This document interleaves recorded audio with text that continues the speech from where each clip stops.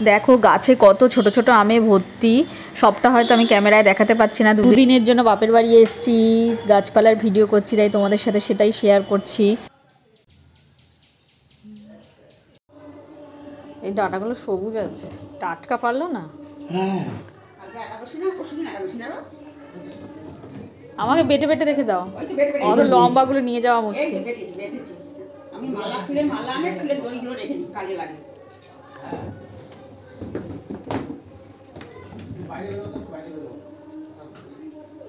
দেখো গাছে কুমড়ো হয়েছে, এটা গাছের একদম নিচে হয়েছে, তাই তোমাদেরকে দেখাতে পারলাম। ওপরে আরও আছে, সেগুলো আর দেখাতে পারছি না। সাদা আকন্দ হয়ে রয়েছে, শিব পুজোর সময় এই আকন্দটাই খুঁজে বেড়াই, কিন্তু কলকাতায় তো অত সহজে সাদা আকন্দ পাওয়া যায় না। এমনি আকন্দের মালা আছে, কিন্তু সাদা আকন্দ অত সহজে পাওয়া যায় না, এটা খুব একটু বিরল। গাছ ভর্তি ডাঁটা হয়ে রয়েছে, নিয়ে যাওয়ার অসুবিধা, না হলে দিতে তো সবাইকে ইচ্ছা করে, কিন্তু কে বয়ে নিয়ে আসবে, এটাই হয়ে যায় ব্যাপার। আমার যেটুকুনি লাগবে অল্প কিছুই আমি নেব। পোস্তটা আমার আলু দিয়ে ডাঁটা দিয়ে খেতে বেশ ভালো লাগে, এছাড়া ঝোলেও বেশ ডাঁটাগুলো ভালো লাগে, শুক্তোতে ভালো লাগে।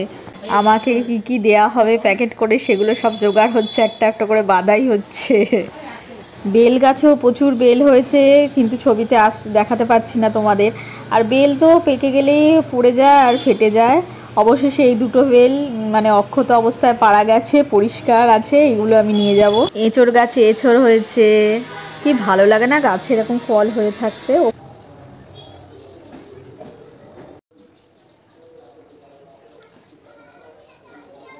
নিচের জমিতে যেসব ফুল হয়েছিল মা তোর ভোরবেলায় তুলে নিয়েছে, আর আমি তো ঘুম থেকে দেরি করে উঠেছি, তাই তোমাদেরকে দেখাতে পারলাম না। এটা ছাদে কিছু টব লাগানো হয়েছে, সেখানে কিছু ফুল হয়েছে, সেটাই তোমাদেরকে দেখালাম। টবেতেও দেখো কি সুন্দর কুমড়ো গাছ, লঙ্কা গাছ, বেগুন গাছ সব লাগানো হয়েছে।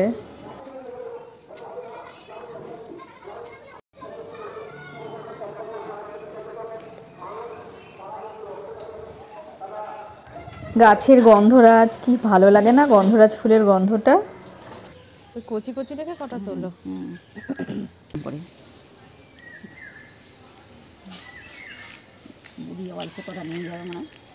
কত পাতা পড়ে দেখো, সারা বাগান ভর্তি। না না, এই যে আম পাতা, হ্যাঁ হ্যাঁ ঠিক আছে, আর লাগবে না। এইটা ছোট গাছ আছে, এটা দিয়ে পাতা পাড়াটা সুবিধা, বড় গাছগুলোতে লগা দিয়ে পারতে হবে। এই যে এইখানে দেখো, এই যে কচি পাতাগুলো আছে, এইটা না? হ্যাঁ। আর ওইখানে দেখা যায় না পাতাগুলো। আজকের ফুলগুলো তো তোলা হয়ে গেছে, আমার ভিডিও করা হয়নি, এগুলো কালকে ফুটবে। আর কি হবে, কুড়ি দেখাই বন্ধুদেরকে আমার।